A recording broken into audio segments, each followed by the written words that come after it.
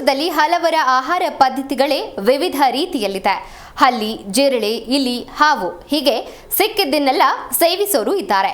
ಇನ್ನೊಂದು ಆಸಕ್ತಿದಾಯಕ ವಿಷಯ ಅಂದ್ರೆ ಬಾಹ್ಯಾಕಾಶ ಪ್ರಯಾಣದ ಸಮಯದಲ್ಲಿ ಮನುಷ್ಯರು ಮಲಗಲು ಎದುರಾಗುವ ಸಮಸ್ಯೆಗೆ ಪರಿಹಾರ ಸಿಕ್ಕಿದೆ. ಮಲಗುವುದಕ್ಕೂ ಆಹಾರ ಪದ್ಧತಿಗೂ ಏನು ಸಂಬಂಧ ಅಂತೀರಾ? ಅದಕ್ಕೆ ಉತ್ತರ ಇಲ್ಲಿದೆ ನೋಡಿ.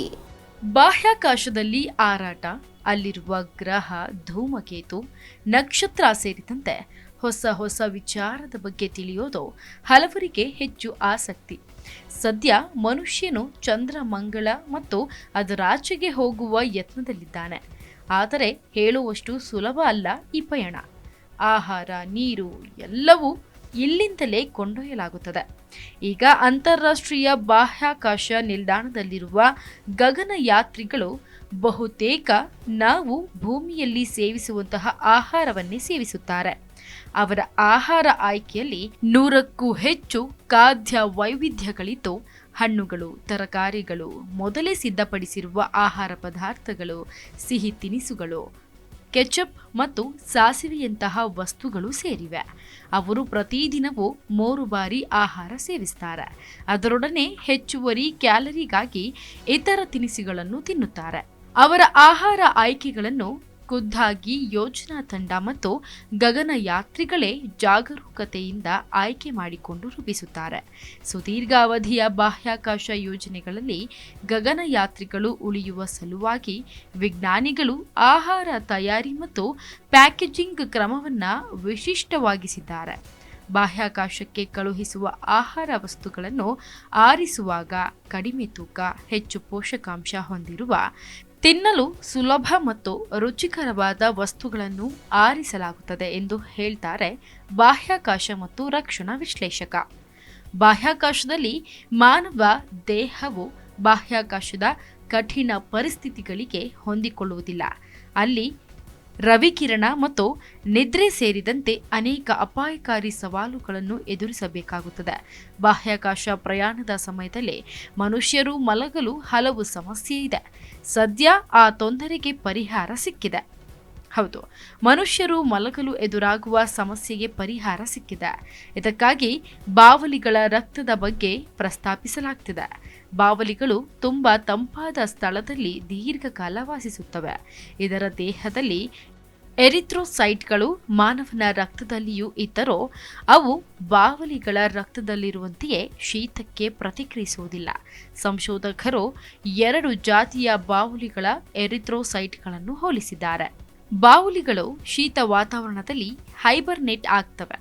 ತಾಪಮಾನ ಕಡಿಮೆಯಾದಂತೆ ಬಾವಲಿಗಳ ಎರಿಥ್ರೋಸೈಟ್ಗಳು ಸಾಮಾನ್ಯ ಮತ್ತು ಹೊಂದಿಕೊಳ್ಳುವ ಸ್ಥಿತಿಯಲ್ಲಿರುತ್ತವೆ ಎಂದು ಎನ್ನಲಾಗಿದೆ. ಆದರೆ ಸಾಮಾನ್ಯಕ್ಕಿಂತ ಕಡಿಮೆ ದೇಹದ ತಾಪಮಾನದಲ್ಲಿ ಮಾನವನ ಎರಿಥ್ರೋಸೈಟ್ಗಳು ಹೆಚ್ಚು ಜಿಗುಟಾಗಬಹುದು. ಬಾವಲಿಗಳ ರಕ್ತದಲ್ಲಿನ ವಿಶೇಷ ಲಕ್ಷಣಗಳನ್ನು ವಿಜ್ಞಾನಿಗಳು ಗುರುತಿಸಿದ್ದಾರೆ. ಆದರೆ ಇದನ್ನು ಬಾಹ್ಯಾಕಾಶ ಪ್ರಯಾಣದಲ್ಲಿ ಸುಗಮಗೊಳಿಸಲು ಹೇಗೆ ಅನ್ವಯಿಸಬೇಕು ಎನ್ನುವ ಬಗ್ಗೆ ಪ್ರಯತ್ನಗಳು ನಡೆಯುತ್ತಿವೆ. ಇದನ್ನು ಬಳಸಲು ಇನ್ನೂ ಹಲವಾರು ವರ್ಷಗಳು ಬೇಕಾಗುತ್ತದೆ. ಇದಕ್ಕಾಗಿಯೇ ಸಂಶೋಧನೆಯ ಪ್ರಮುಖ ಲೇಖಕ ಜೆರಾಲ್ಡ್ ಕೆರ್ತ್ ಇದು ಸಕಾರಾತ್ಮಕ ಹೆಜ್ಜೆಯಾಗಿದೆ, ಆದರೆ ಸಾಗಬೇಕಾದ ದಾರಿ ಬಹಳ ದೂರವಿದೆ ಎಂದು ಹೇಳಿದ್ದಾರೆ. ಇದು ಎಷ್ಟು ವರ್ಷಗಳಲ್ಲಿ ಸಾಧ್ಯವಾಗುತ್ತದೆ ಎನ್ನುವುದನ್ನು ಈಗಲೇ ಹೇಳುವುದು ಅಸಾಧ್ಯ. ಈ ಸಂಪೂರ್ಣ ಪ್ರಕ್ರಿಯೆಯನ್ನು ಕೈಗೊಳ್ಳುವಲ್ಲಿ ವಿಜ್ಞಾನಿಗಳು ಯಶಸ್ವಿಯಾದರೆ ಅದು ಬಾಹ್ಯಾಕಾಶ ಪ್ರಯಾಣವನ್ನ ವಾಸ್ತವಿಕಗೊಳಿಸಲು ಸಹಾಯ ಮಾಡುತ್ತದೆ. ಜಿ ಕನ್ನಡ ನ್ಯೂಸ್ ಈಗ ನಿಮ್ಮ ಮನೆಯಲ್ಲೇ ನೋಡಿ. ಎಲ್ಲ ಕೇಬಲ್ಗಳಲ್ಲಿ ಈಗ ಲಭ್ಯ.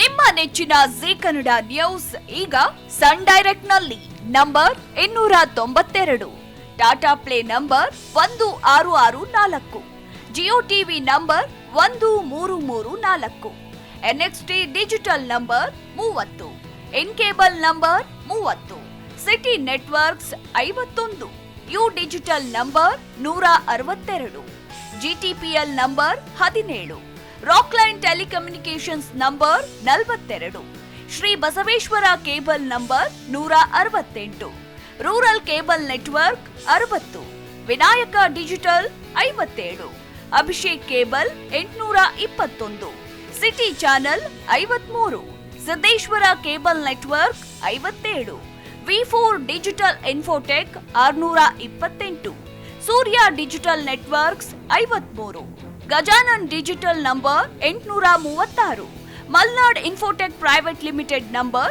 56, Metrocast number 830, victory digital number 167ರಲ್ಲಿ ನೋಡಿ ಆನಂದಿಸಿ.